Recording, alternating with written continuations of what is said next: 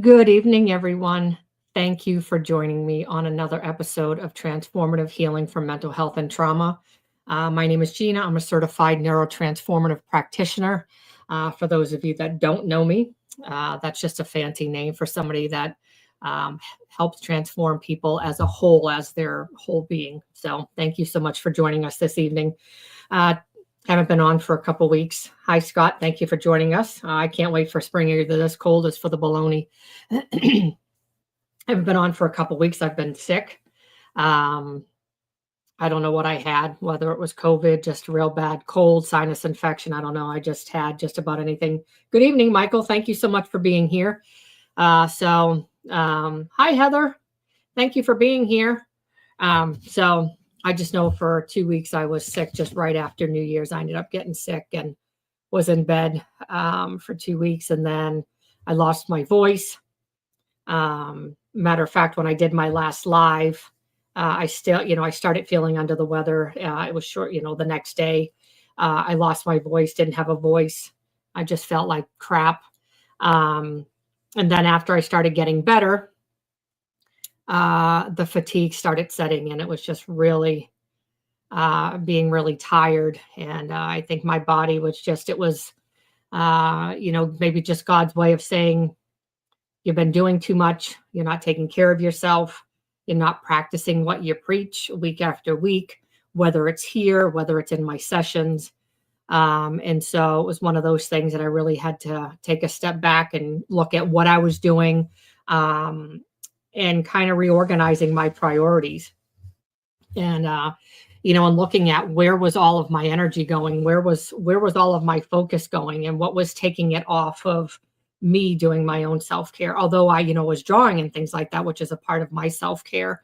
Nonetheless, I just wasn't really taking care of myself and listening to my body. And so I would be out here and, working on my website for my mental health conference, making changes and then,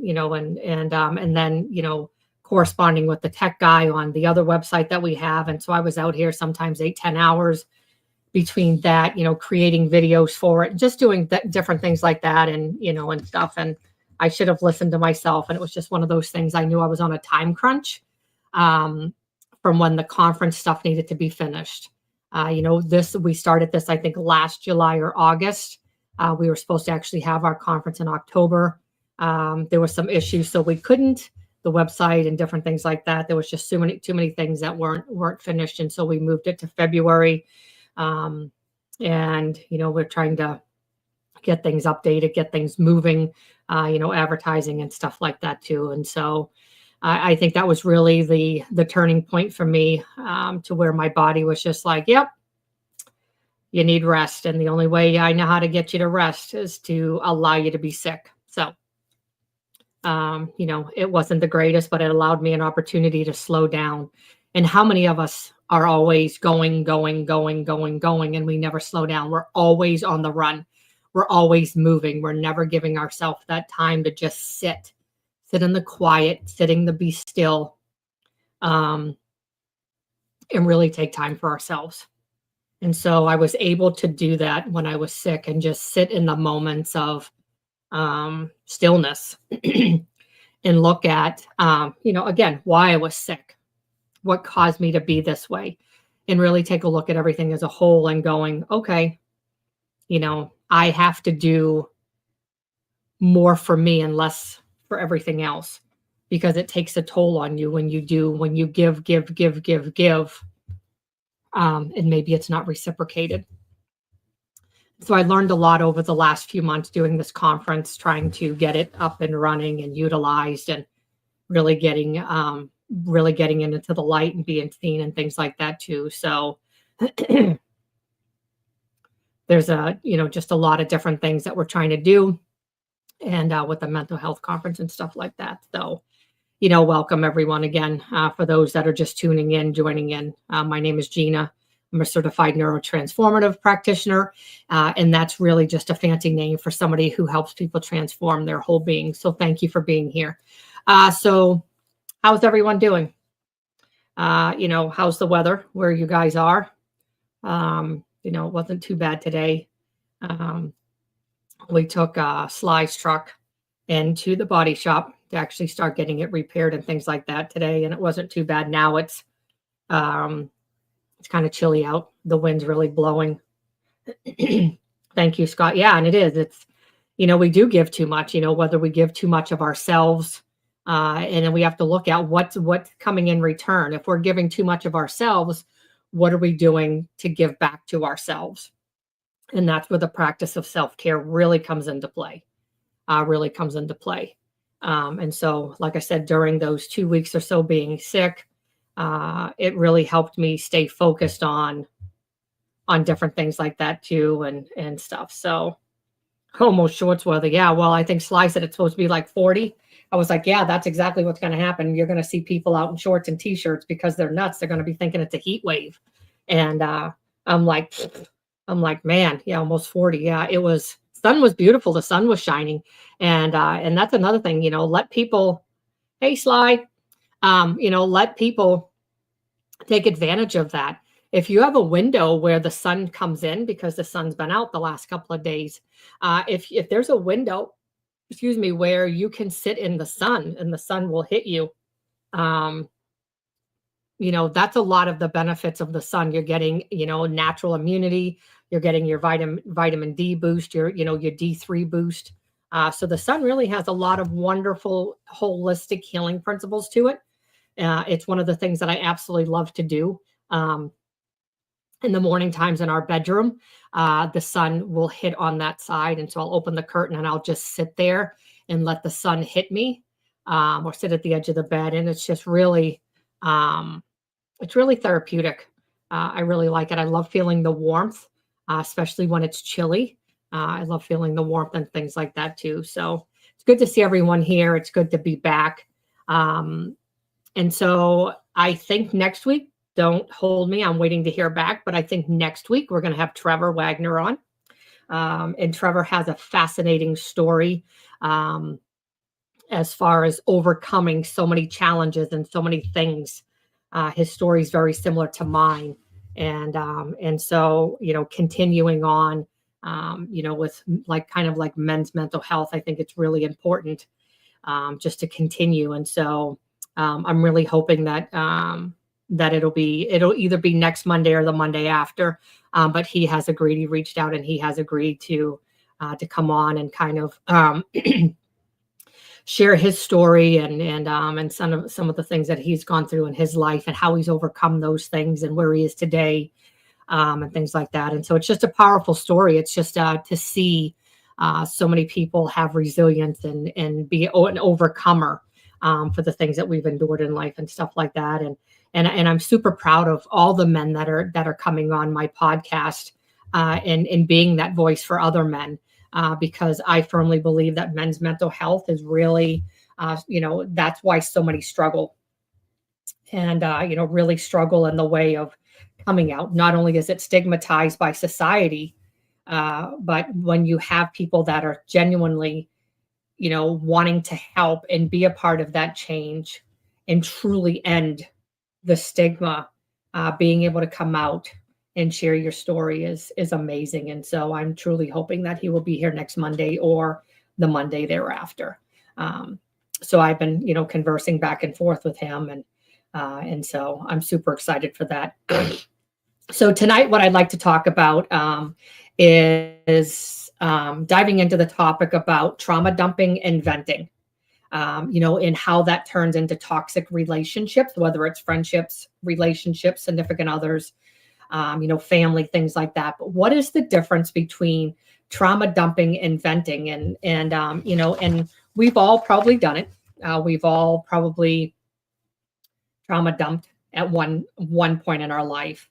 And so if you look at both of them together, they're similar, but they're different. And so different meaning that their navigation can be a little tricky. And so we vent when we feel stressed, when we feel frustrated. But what happens when we cross the line into something deeper?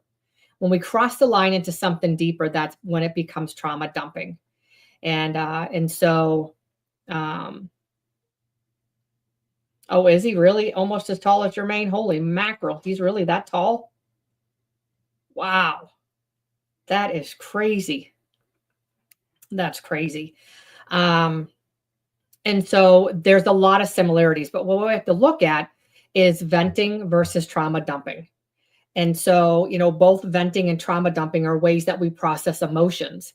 And so, um, it's the way that, whether the person speaking, and then the person that is listening. So obviously, if I'm listening to you and you're venting to me, that's one thing. But if I'm listening to you and you're trauma dumping, that's a whole new thing, because here's why. Um, venting is typically when someone lets out their emotions and frustrations in a general way. We just frustrate back and forth. It's when our emotions are on an all-time high and we just need somebody to listen to us. It could be after a rough day.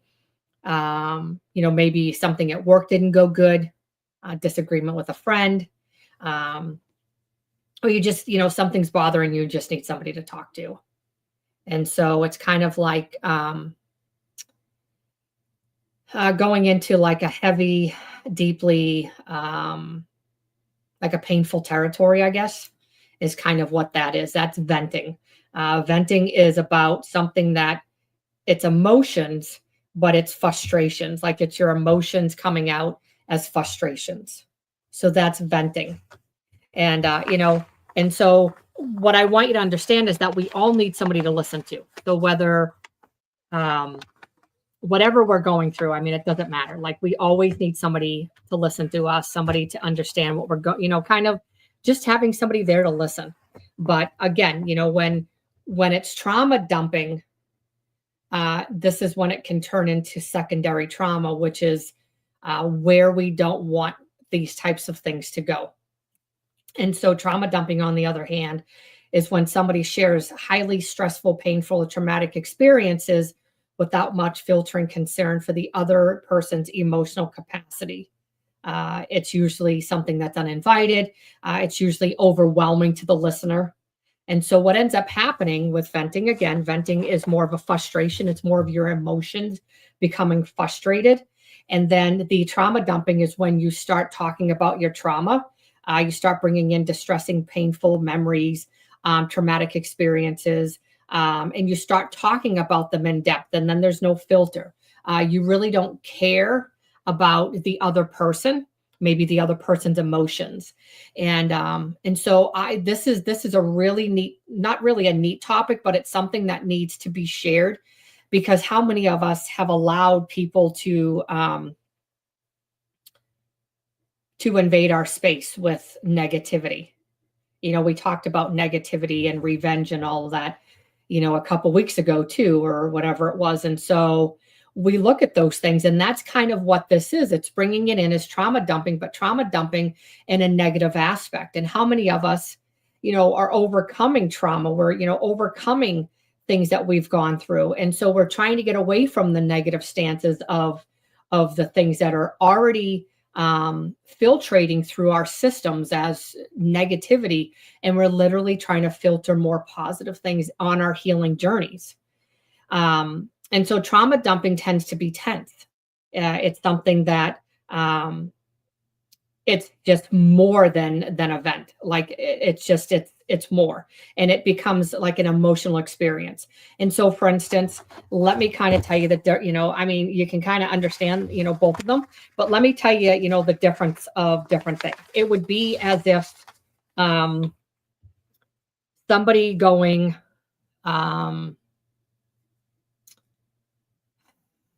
somebody witnessing something as a traumatic event, and going into greater detail about that event, instead of just saying, such and such passed away. They literally show you, or not show you, but they literally detail, or they literally say everything to you, like every detail about that person and how they passed. Everything. That's trauma dumping. That's what causes secondary trauma. I remember probably about 6 months ago or so, I was interviewing a gentleman for my podcast, and within the first minute, I ended up having secondary trauma. Um, the reason I didn't allow him on my podcast is because he didn't know how to separate um, anything to do with trauma dumping versus what his story really was. And his story was very important. His story was something that needed to get out there, but the way that he spoke about it was very traumatizing to anybody. And if I would have let him come on here and I would have let him speak to my audience would have ended up having secondary trauma.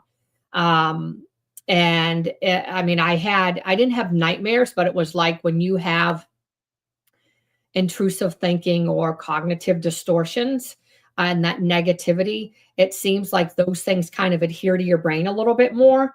And so it just kind of stuck there for a little bit. And I was like, this is not what I want. And so that is a part of trauma dumping. You just dump at the fact of you're not realizing how this has an impact on anybody. You don't care about anybody else's emotions but your own. And unfortunately, that's exactly what ended up happening. And so I couldn't allow him to be on here. It was just too much. And again, he has a powerful story. But even when I said to him, can you tone it down to a G version? He said, this is the version that when I go into schools and speak, this is the version I tell kids. And I was like, whoa, wait a minute.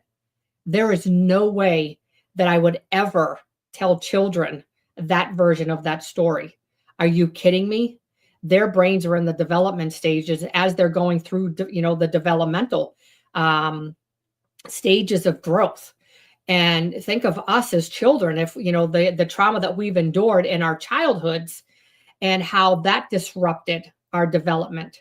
You go through all these stages of development through your life and how all of that was disrupted. Can you imagine trauma dumping or saying those things to a child? They can't comprehend it. It's the same thing with social media. That's why there's so many kids that have mental health issues. It's because they're always trying to keep up with the Joneses. They don't realize that social media is just this fake facade. They see people posting, oh, my life is fantastic. And, my marriage is good. Or they get other kids on their age that are saying, hey, yeah, I got a PS5. I got, my family has this. I have an in-ground pool. It's a heated pool. My family, is rich, this, and this, da, da, da, da, da. But what they don't understand is underneath all of that, what's really going on. I mean, how far in debt are their parents? Are their parents arguing? And so kids look at this stuff and say, that's who I want to be like. That's who I want to strive like. And then when they can't reach it, they feel like they're a failure. And it goes the same way with adults. We compare ourselves to other people when in fact we really shouldn't. But it's human nature. Oh, I want what he has, or I want what she has. Why can't I have money like they do? You could. It's called working. And some of those people that do have money, a lot of them work their tail off to get where they are. Yes, some of them probably inherit some of those things, absolutely too. But there are a lot of folks in the world that have money because they work their tail off. And so just be cautious of when you're speaking to people and you're venting or you're trauma dumping. And so let me kind of talk about why it matters. What is the distinction between them both? When it comes to venting, the exchange is usually mutual, but people might share their thoughts and the person listening can offer empathy or advice and the conversation just flows. And so it's somebody venting and stuff, you could say, hey, I understand, and just offer that support to them and that listening ear as they're venting to you. And again, it's usually just about work. Maybe they're having trouble in a friendship. And it's nothing serious. And so it's just us coming. I mean, it's the same thing in the fishing community. You go in and you vent like I do. Hey, I went fishing all day, didn't catch a damn fish. Oh, well, here we go. That's venting. And so I'm hoping this year when I sign back up for Fishing Chaos, whatever it is, hoping that I actually catch some fish, and working on my patience and things like that. But I had to throw that in there because we do. And that's just a part of venting. That's a part of the human nature of us venting, of doing things. And because I have a lot of fishermen in here, I just thought it was kind of funny to throw that out there anyway. Um, and so it's just a really neat, aspect to look at it and things like that. So with trauma dumping, it happens to be one sided. So the listener might be overwhelmed.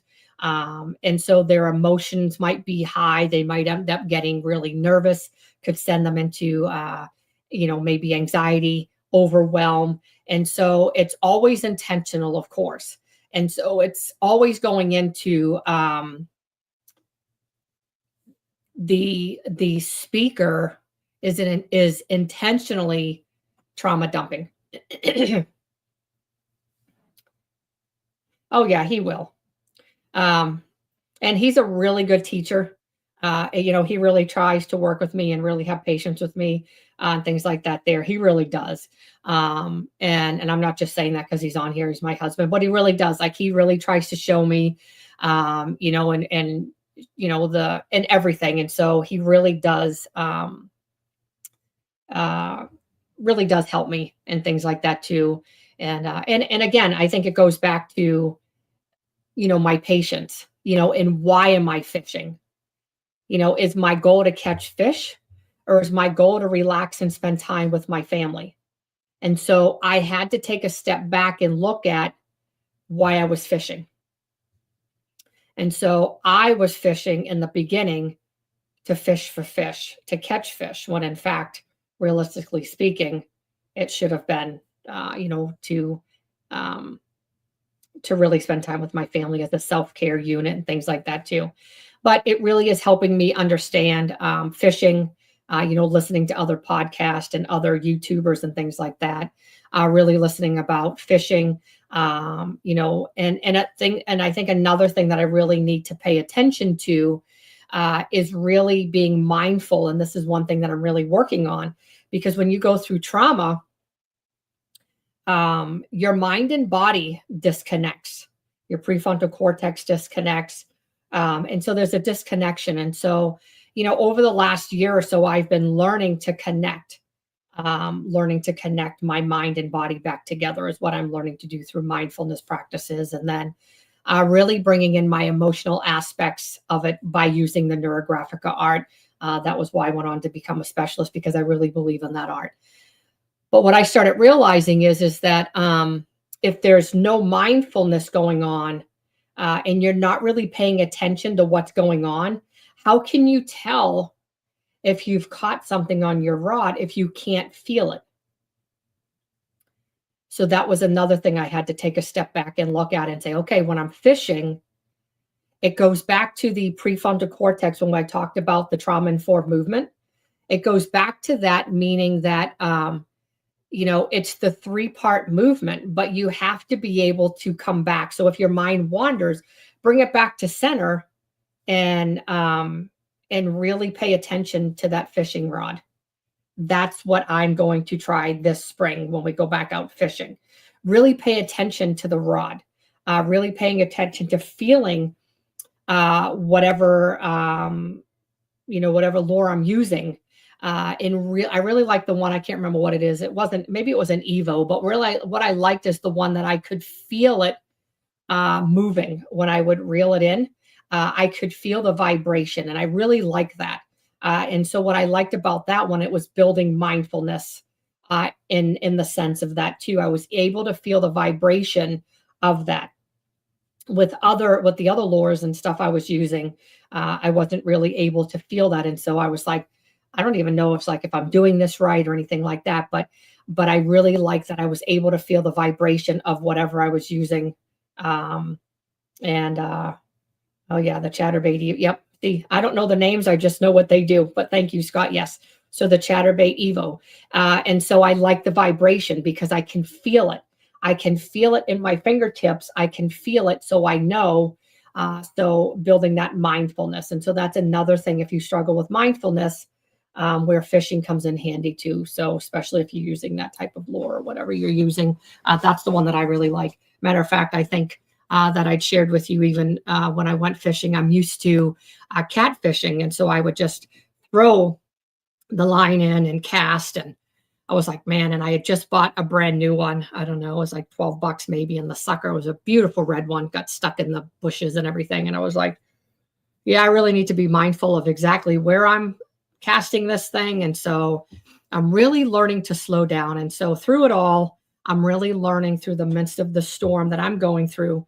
And what I have learned is, the mindfulness, being mindful of where I'm casting, being mindful of what I'm feeling in my fingertips, because we all have, um, the neurons, neural pathways, transmitters in our fingertips. And so if you're not mindful, you'll miss them.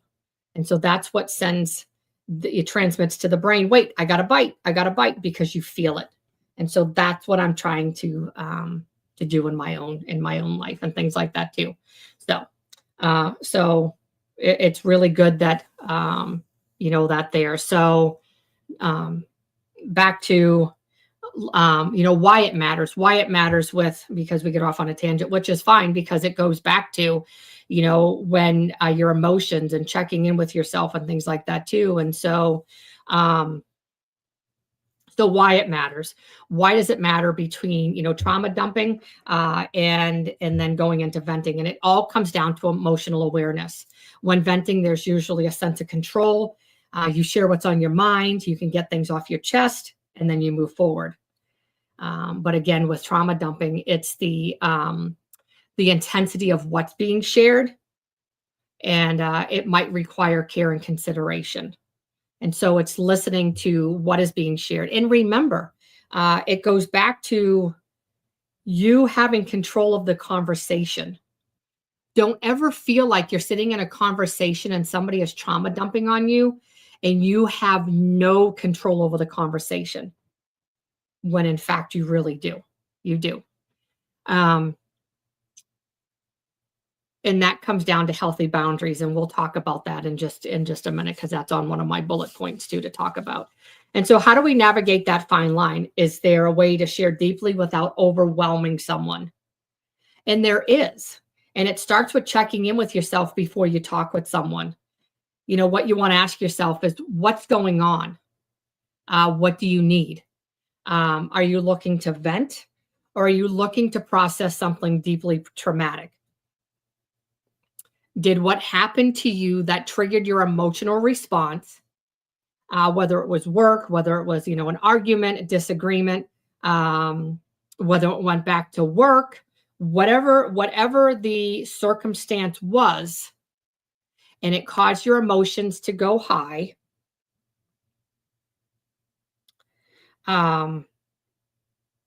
what is attached to that? So when your emotions go high, what's attached to that? Is it a trauma response? Is it something that's triggering your past? And so now you have a trauma response, and that's why you're trauma dumping. You think it's venting, but you're really trauma dumping.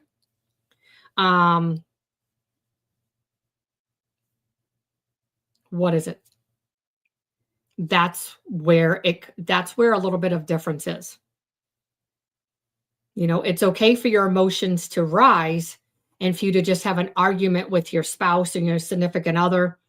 And then all of a sudden, your emotions rise and you need to talk to somebody, and your emotions are up and you're angry, you're frustrated. You could be emotional, you could be crying. That's okay.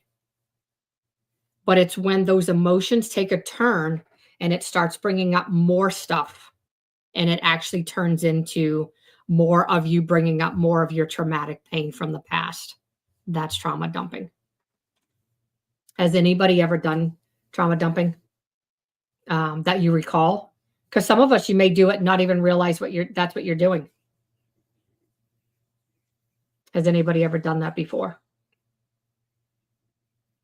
Even sharing your testimonies, or your stories of overcoming the challenges that you faced. That's not that, I wouldn't consider that trauma dumping.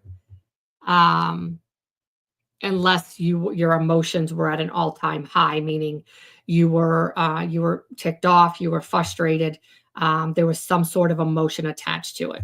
And so trauma dumping again is where you really bring in a lot of the it's like highly distressing, painful, or traumatic experiences. So you're bringing in more of them. And your counselor's fine. That's what they've gone to school for. So you probably did with your counselor and things like that. That's what they're there for, is to listen to it and things like that too. And believe it or not, there are times, that we, believe it or not, the counselors, there's times that they get triggered in their sessions as well and things like that too. And so, but they're trained on that type of stuff too. So just like, even though I'm trained, there's things that just stick because it becomes personal. Right, Sly. My cousin and I would about finding my dad. It wasn't healthy. No, and it wasn't. But you see where the trauma dumping or the emotions caused you to tell more of what probably needed to be said. And it's a matter of going into depth. And it's probably not even them letting off steam. I mean, some of it is, but trauma dumping is them going more in depth about the situation than what's really needed. It's going into more detail than what's needed. And so, Sly, if you don't mind, I'm going to use what you said as an example, because I know you've shared, your dad's story with me. But when Sly shared his story, it was on an emotional high. I don't believe he was purposely trauma dumping by any means. Absolutely not. His emotions were on an all-time high. But instead of saying, my dad passed away, my cousin and I are the ones that found him, he went into a whole timeline of things. And the last part of those details could have been left out because those can be traumatizing to people. Those types of things can cause secondary trauma. And again, the things that he witnessed can cause secondary trauma to him. And so we don't want to spew any of that onto other people. And so those are the types of things that, and so just to use that as an example. Yeah. And I mean, I know, and you guys would both talk about it, and that's fine. That was you two together. And you probably were trauma dumping because you both were there together trying to be there for one another and things like that, which, under the circumstances, I can totally understand. I just use it as an example to show that instead of going into great detail with other people, just leaving out those other parts. Nobody needs to know any of the other details, the deeper details and things like that too. And that's not just with yours, but with anybody that's what it is. And so when you're looking at it, and then you're wondering, is it venting? Is it something, are they processing something traumatic? What you need to understand is it's okay to be there for their support. And it's okay to be there if the topic is heavy and you're listening to them. But what you need to understand is that in that moment, you need to protect you. In that moment, you need to protect yourself. And you need to make sure that there's balance in the conversation. And you need to know how to gauge emotional energy. And because those emotions, the emotions of the speaker, I was trying to think of what the emotions of the speaker can actually transform onto you. And I believe it's called countertransference. And so that's when the speaker is speaking all of this trauma dumping. Those emotions transfer onto you as the listener. And now you start talking back in a trauma dumping, emotional arousal of what happened with you. It kind of gets you going. Hyper vigilant or hyper arousal is what ends up happening. And so I believe it's called transference. or countertransference or transference. I think it's transference. Um, yeah, I believe it's transference, and then countertransference is you doing it back to them. So transference, I believe, is them doing it to you, and then counter is you doing it back to them. And so really looking back. So what it stems to is taking control. You have control of the conversation. Whether somebody's venting or somebody is trauma dumping, you have control of the conversation. And it's okay to share your feelings, but the main thing is healthy boundaries. And how many of us struggle with those? How many of us will just sit there because that's what we're used to? We're used to sitting there and taking all of the BS from people. And so we think it's normal, and we just sit there and let somebody trauma dump on us over and over and over. But it's okay with healthy boundaries, because it's okay to say, I don't have the bandwidth to listen to this. I understand that you're hurting, and I understand you've gone through a lot, but right now I can't hold space for you. And it's okay to say those things. It's okay for somebody to understand those things. And, they might get ticked off and be like, blah, blah, blah. But you know what? What it comes down to is you. Who is taking care of you? Who's taking care of you? Is anybody else taking care of you? Chances are probably not, right?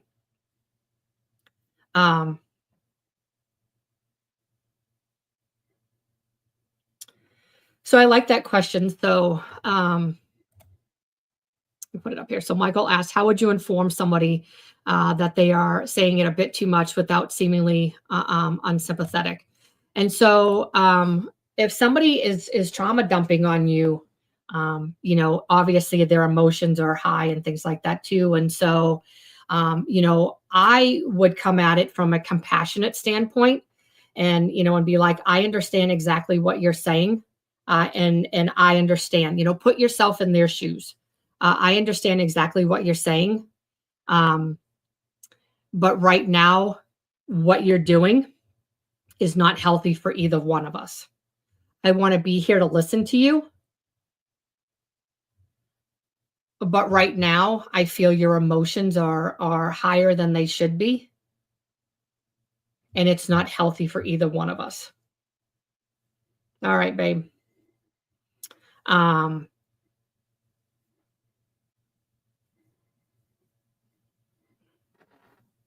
And so when you take control of the conversation, but put yourself in their shoes, you're still being sympathetic, but you're being more compassionate.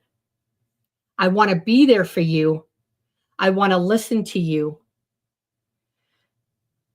But the things that you're saying are a little too much for both of us.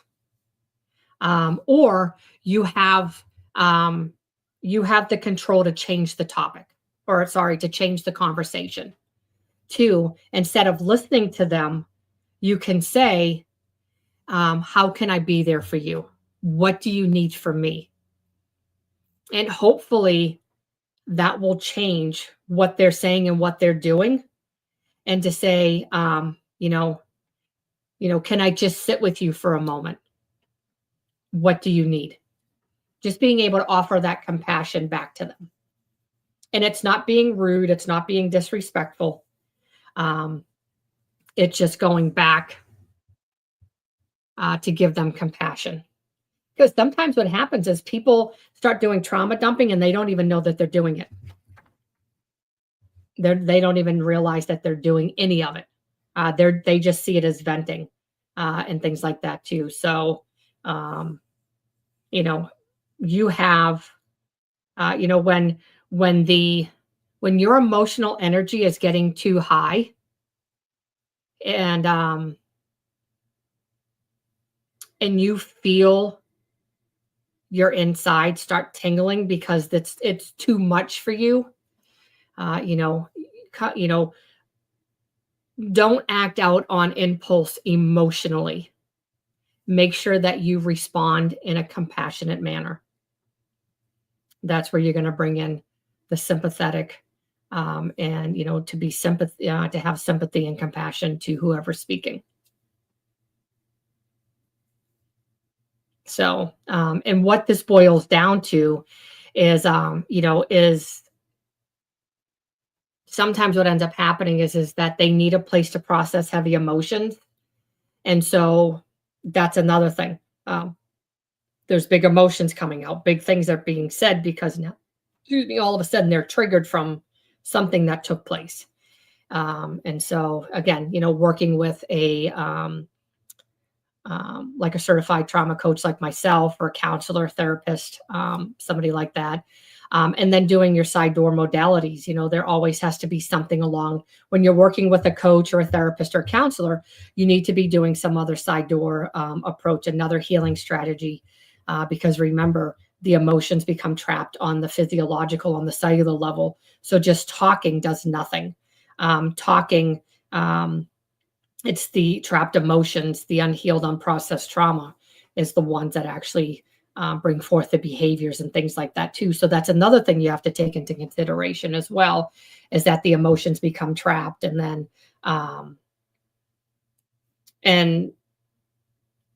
and looking at using both of them together for the greater good of your whole being. It's not just working on your mind, but you need to work on on your body as well, and releasing that trauma from the cellular level. And so I can't stress that enough. And it goes with, again, it goes with, trauma dumping as well. And so just remember that, trauma is a bit of release. I'm sorry, venting is a bit of release. Trauma bonding requires more of an emotional awareness for the person listening, because you need to be aware of what's going on, look at the emotions and stuff like that. Healthy communication creates healthy communication creates a safe space for everyone. And so you should be able to communicate without feeling overwhelmed or overloaded. And so it goes back to, how do you feel? How is your body feeling? How do you feel when somebody's venting to you? How are you feeling when somebody's trauma dumping to you? So that's really, really what it goes back to, and taking those types of things into consideration. Because again, like I, said not too long ago, it's not about, secondary trauma that happens too, but then it becomes, transference and countertransference, because now they're heightening your emotions, and now you're heightening their emotions with you responding. And so that's never a good thing. And so even in coaching or therapy or counseling, whatever mental health professional that you see, you always have to be cautious of what's going on emotionally.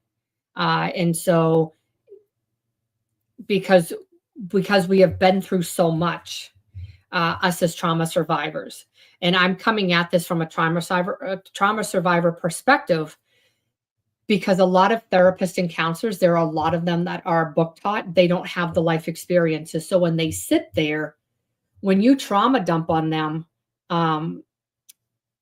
they don't have the life experiences. They can offer you compassion, but it may not bother you or bother them as much as it would somebody like myself that may have had the same lived experiences as you have. Does that make sense? And so I'm not saying go and trauma dump on your coach or your therapist, counselor. No, that's not what I'm saying. But sometimes trauma dumping, when you trauma dump on them, their counter transference or transference back onto you with their emotions, it's very less, because they don't have the life. Most of them don't have the life experiences. That's why in coaching, when we do trauma coaching, especially as a neurotransformative practitioner, what I do, it involves a lot of emotions. It involves a lot of emotions on, the psychological and physiological levels. And so when somebody starts venting in here and they start talking about things, I can't take it personal. I have to put a guard up and have those healthy boundaries, but I listen. And when I ask them during my intake, what type of trauma did you endure? I don't need all those details, those explicit details whatsoever. You can just tell me what type of trauma you've endured, and I get it. Whether it was mental, verbal, emotional, or sexual. That's all I need to know. I don't need to know anything else. because if you've done your research and you know what the four of them are, you don't need to go into detail. And so I let my clients know that up front. That is a healthy boundary that I set, because I don't want to be emotionally um, um, like have my emotions high, and then I counteract with whatever they're saying and come off on the defensive. That's what you don't want. You don't want to come back on the defensive side, and I don't want that to happen either. And so it's really taking a look at um, what is coming up for you in your emotions. So it's the same as not the same, but it's very similar to being triggered in the conversation. And with trauma dumping, I'm sure you're going to be very triggered. And so how are you reacting? And so it's reacting without reacting in an emotional way, and without being mean in a sense, still coming off very compassionate, very caring, very sympathetic in a way, and to let them know that you can't, that you're there for them. How can you help them in another way? But you just can't listen to this, something like that.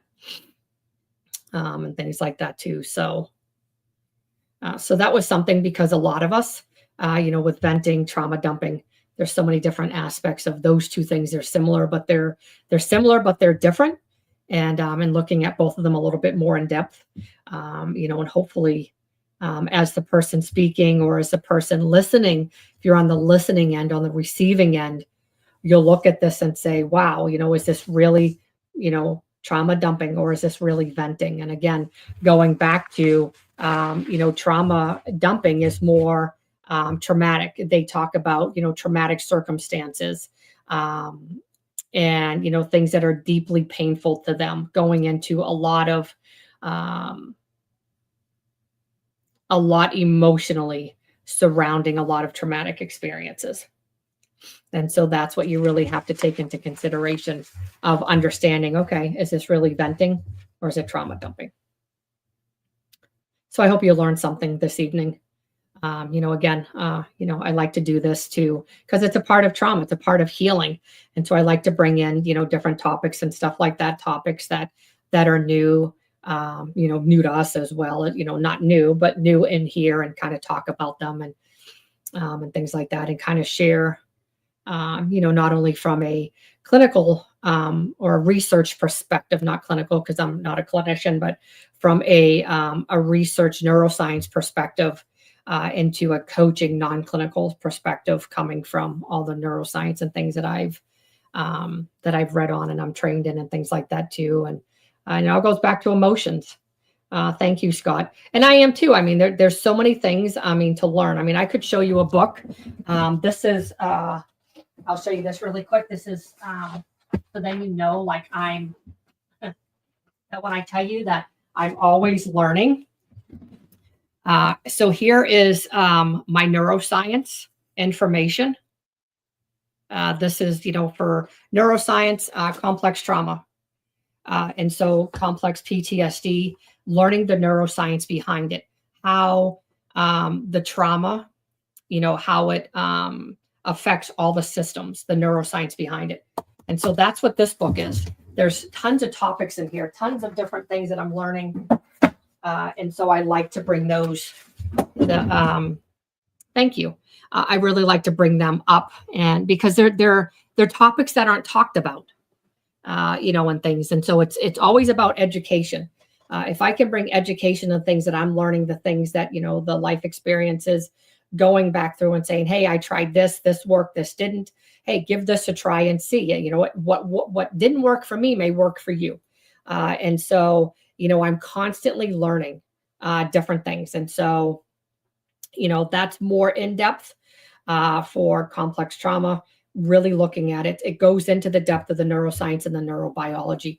It really looks at how trauma affects the brain. And again, so the psychological and the physiological, really looks at all of those things and how the emotions become trapped on the cellular level.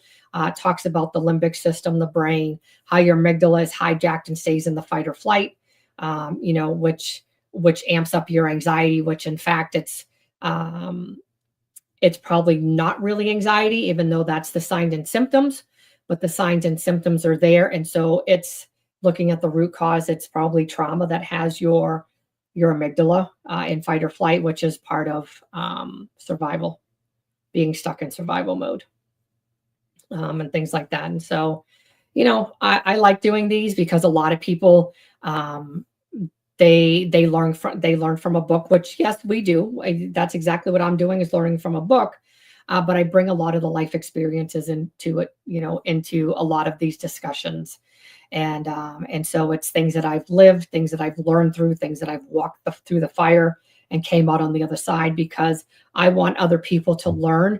I don't want other people to be stuck in their hurt and pain for more years than they really have to, because, being stuck in my pain, not really realizing going all those years.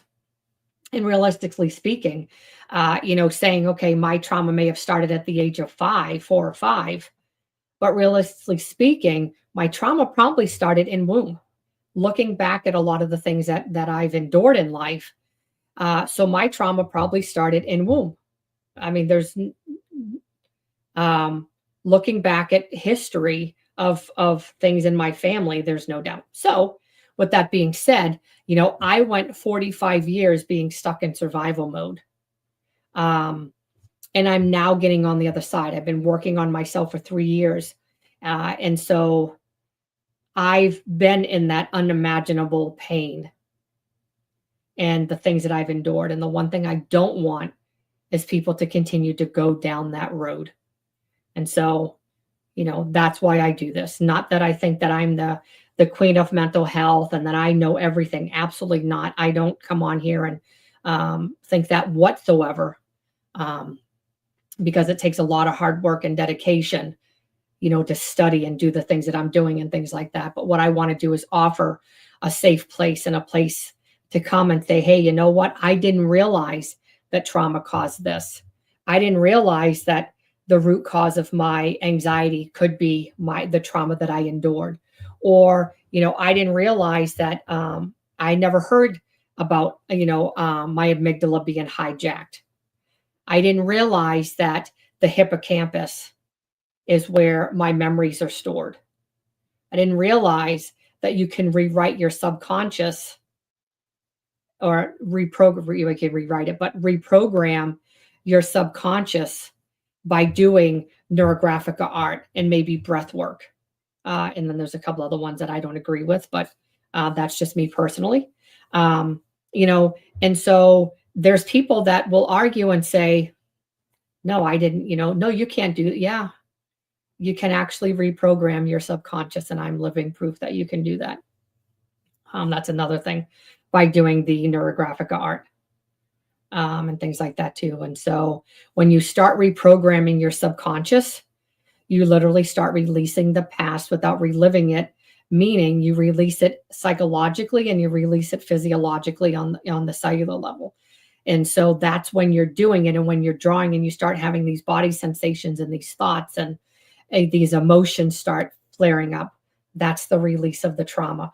You may not know what it is because the neural lines are your thoughts. So you may not know what that neural line represents, but that's exactly what it is. And so there's things out there to really help.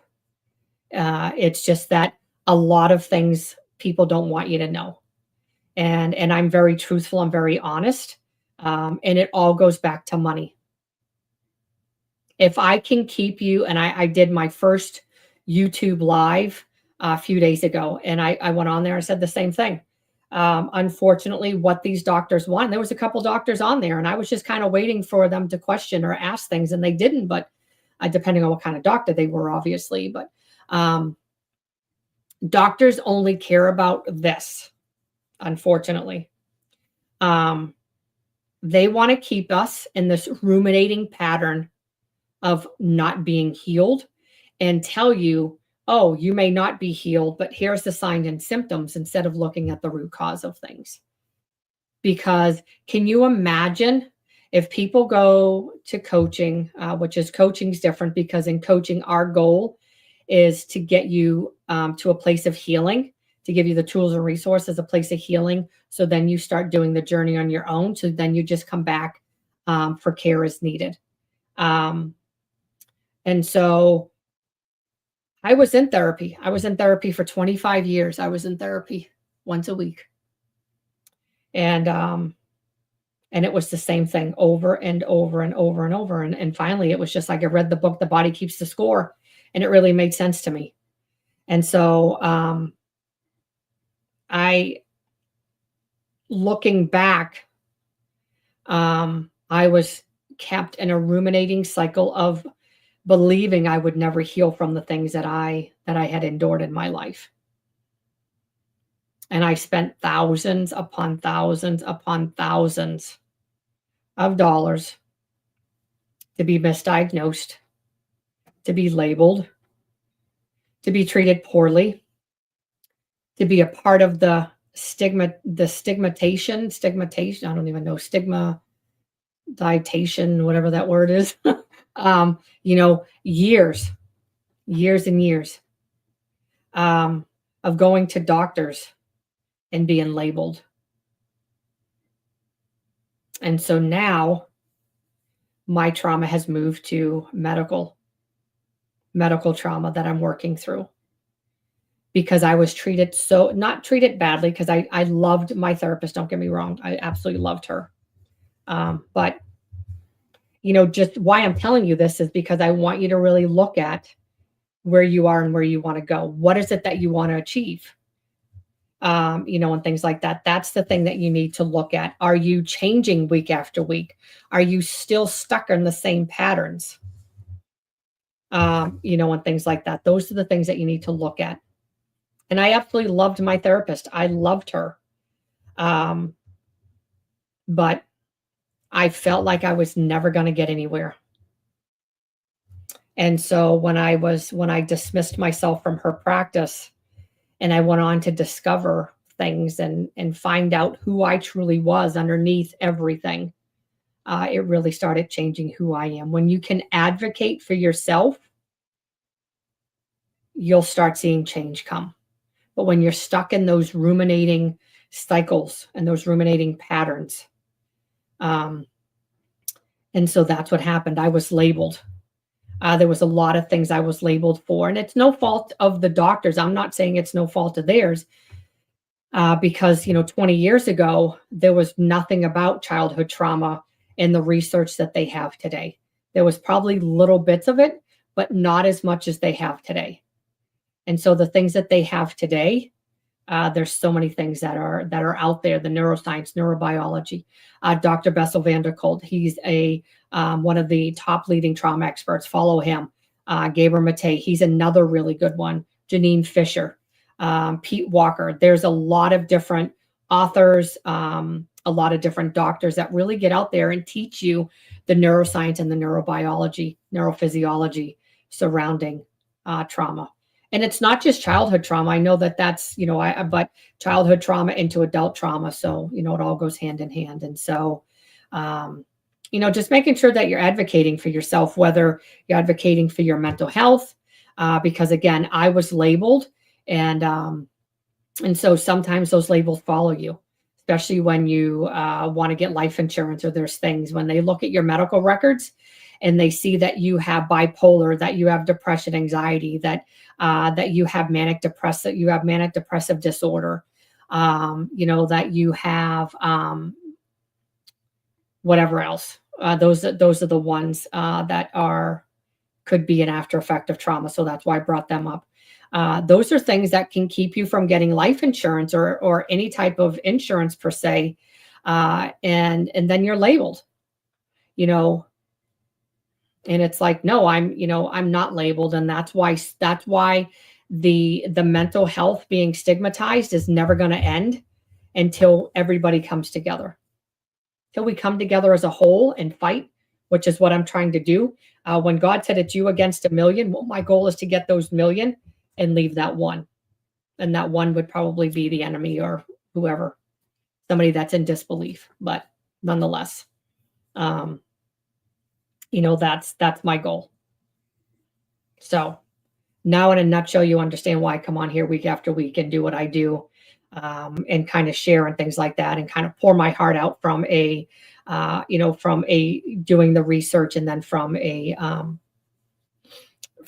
life experiences level and stuff like that too, and things like that, because I want people to understand. I want people to see that I'm living proof that it's the small steps. It's the small steps that you take.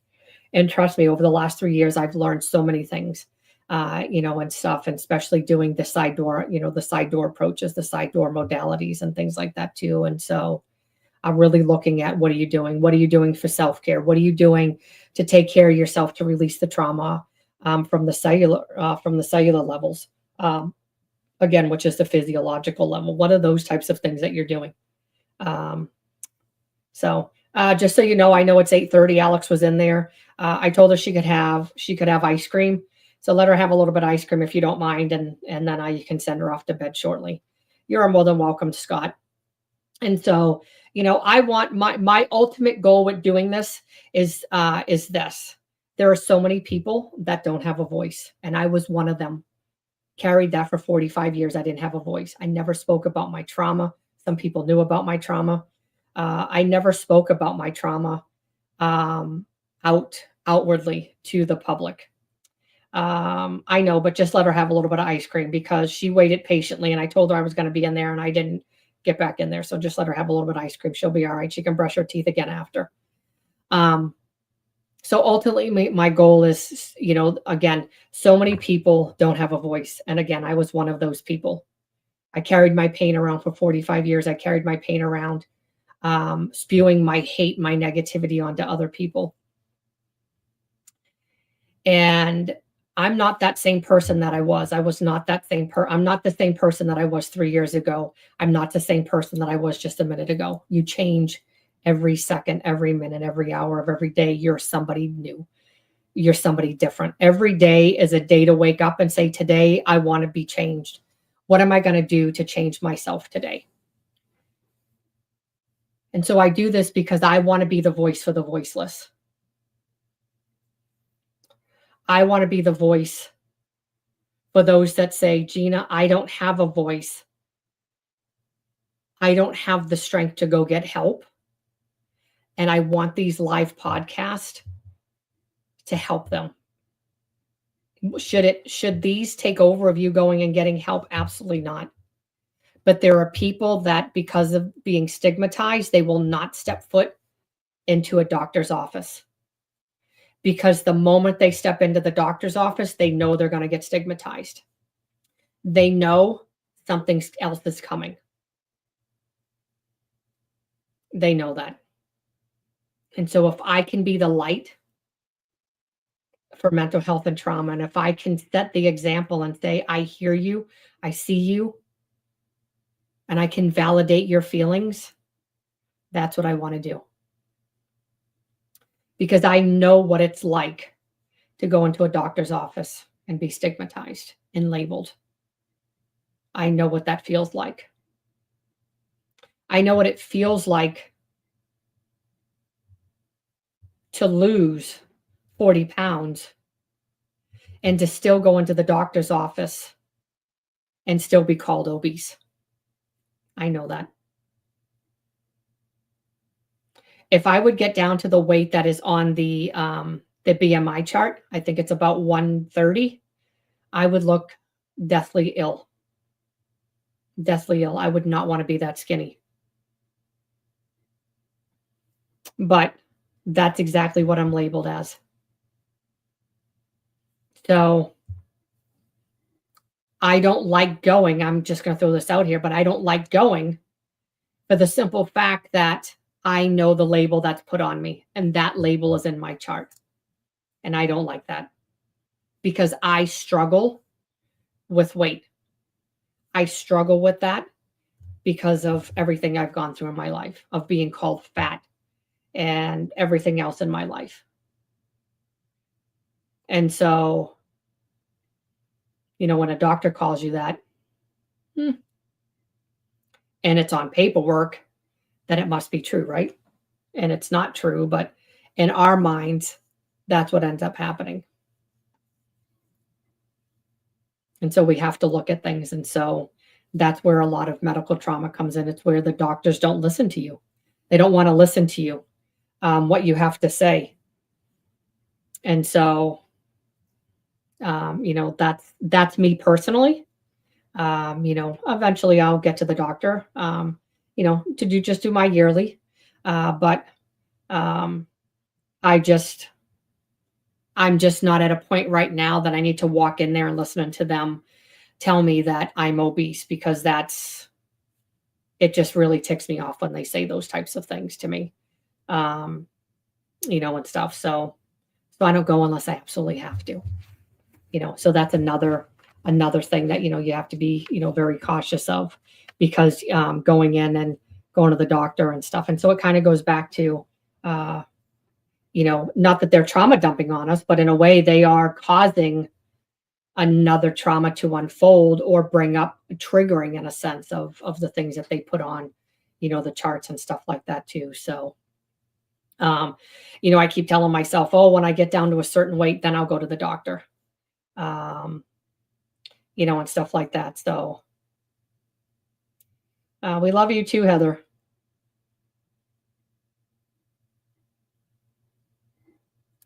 Thank you, Heather.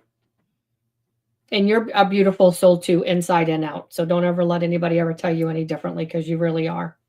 You have a heart of gold, and you're beautiful as well.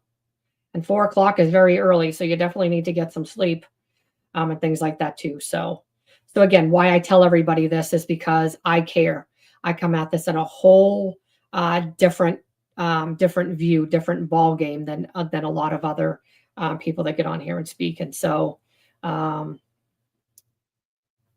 so, and that's what I mean. I mean, it's they don't look at, they look at a lot of the statistics and the characteristics as far as obesity and what it comes down to. Absolutely. But like I always tell people, put me up against somebody that's 98 pounds and see who's healthier. I'm healthy.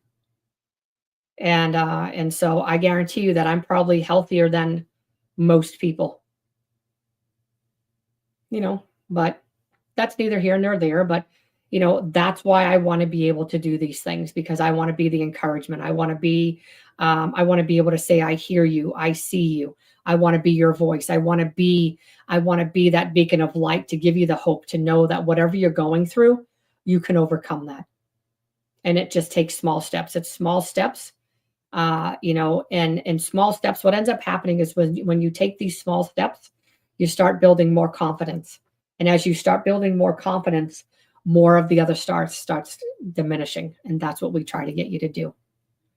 And so if you ever notice when you go on your healing journey, if you ever notice, and then we'll get off here in just a minute, but whenever you notice when you go on your healing journey and all of a sudden you feel like one part of you, you're overcoming that, and then all of a sudden something else comes up. What ends up happening is that, sorry, I just lost. I was just reading what Sly said, and I get out there in the summer.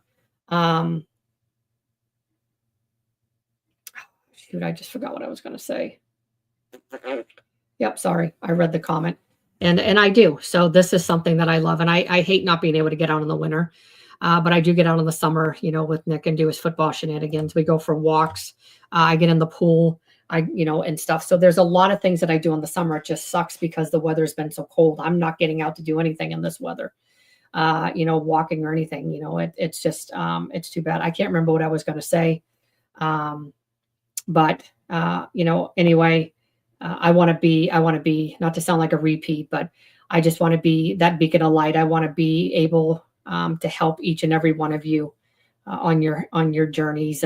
And I think it was when something comes up. Yes, sorry. See, when something comes up, I was like, wait a minute, what was it? When something comes up, and you think that, not think, but when something comes up and you have healed from that, or overcame that, because, we are on this healing journey for a lifetime. So when you overcome what that challenge and something else opens up, it means that your body is safe. Your body is safe enough to open up that other door.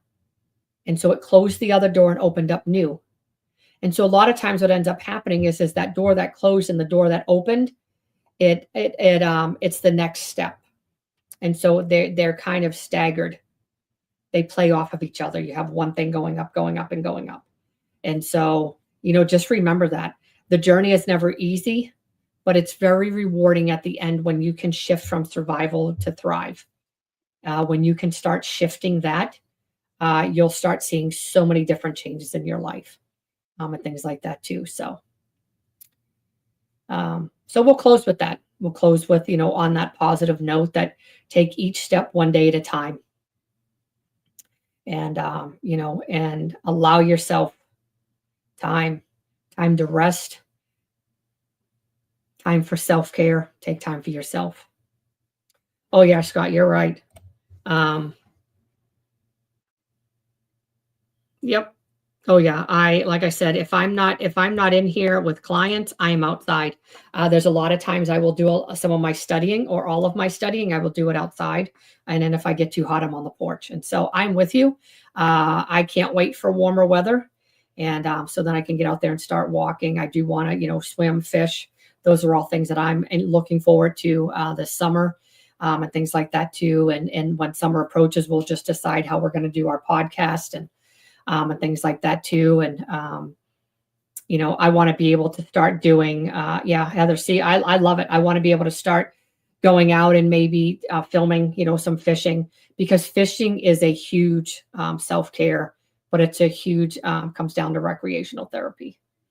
Yep. And then, Scott, yeah, absolutely. He's going to have to take some pictures of himself. And, Heather said, me too. Absolutely. Being out in the warmer weather. And then, Sly said, look, it's gotten that yak, wild man bass. Yep. So we've been on here for an hour and 11 minutes. I appreciate each and every one of you week by week that comes out. And I always forget to say it, but I'm sure you guys already have. But if you guys would, like it, if you're not subscribed, if you're just here watching, if you would subscribe to my channel, I would really appreciate it. If you could share it out, that would even be better. I really appreciate all the shares, the loves, the likes, everything like that, because you never know who might happen to see the video and the replay and could actually benefit from the things that we talk about and stuff. So Michael, thank you so much. I really appreciate you being here as well. And so I will let you know next week. I will have it up a little bit earlier if Trevor, he may have already messaged me. I left my phone in the house. And so, and I will get all of that set up so you guys can see it, and that if you subscribe and I put up new things, you may see it and things like that too. And so, or you can just check back and see, but I'm thinking he's going to be my guest for next Monday, and we're going to move to 7:30 because I know Jermaine, he's starting to do lives on Monday. So my goal is to stay about an hour, 45 minutes to an hour and things like that, especially on the lives and stuff. So I will probably see each and every one of you on Jermaine's live if he has a live tonight. I appreciate each and every one of you again for being here. Have a wonderful rest of your week. Be blessed. And I will see you all next week. Good night, everyone.